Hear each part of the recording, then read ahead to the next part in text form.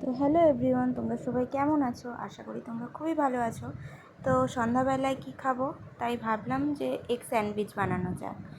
তাহলে প্রথমে কি করলাম, প্রথমে আমার এগ স্যান্ডউইচের জন্য লাগছে শসা কুচি, পেঁয়াজ কুচি, টমেটো কুচি, একটা ফুল বয়েলড এগ, আর লাগছে বাটার, অরিগ্যানো, চিলি ফ্লেক্স, আর সামান্য একটু লবণ আর মেয়োনিজ।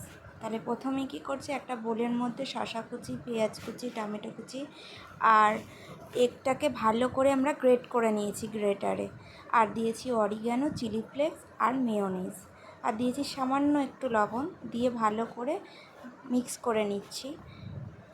তোমরা দেখতেই পাচ্ছ ভালো করে মিক্স করে নিচ্ছি। দিয়ে এবারে ব্রেডটাকে নিয়ে ব্রেডের মধ্যে আমরা ভালো করে বাটার লাগিয়ে নেব। প্রত্যেকটা ব্রেডে আমরা ভালো করে বাটার লাগিয়ে নেব।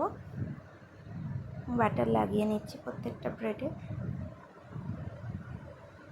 দেখতেই পাচ্ছ সুন্দর করে বাটারটা লাগিয়ে নিচ্ছি। আমি ব্রেডটা আগে থেকে হালকা একটু সেঁকে নিয়েছিলাম, আপনারা চাইলে নাও সেঁকে নিতে পারেন, কিন্তু আমি একটু সেঁকে নিয়েছিলাম। এরপরে আমি কি করব, যে মিক্সটা সব কিছু দিয়ে মিক্স করে রেখেছিলাম সেই মিক্সচারটা আমি ব্রেডের ওপর দিয়ে দিচ্ছি, ভালো বেশি বেশি করে দিয়ে দিচ্ছি। একটা ব্রেডের ওপরে বাটার লাগিয়ে তার উপরে মিক্সচারটা দেবো, দিয়ে আর একটা ব্রেডকে আমি ওপর থেকে ঢাকা দিয়ে দেবো, দিয়ে এইভাবে আমি প্রত্যেকটা স্যান্ডউইচ ভালো করে বানিয়ে নিচ্ছি। তোমরা দেখতেই পাচ্ছ, এটা বাচ্চাদের জন্য স্কুলেও দিতে পারেন, খুব ভালো লাগবে। টিফিনে বাড়িতেও খাওয়া যায়, বড় আর বাচ্চারা এটা খুব মজা করেই খায়। তো এবার চলো আমি স্যান্ডউইচগুলো ভালো করে বানিয়ে নেব, সেঁকে নেব।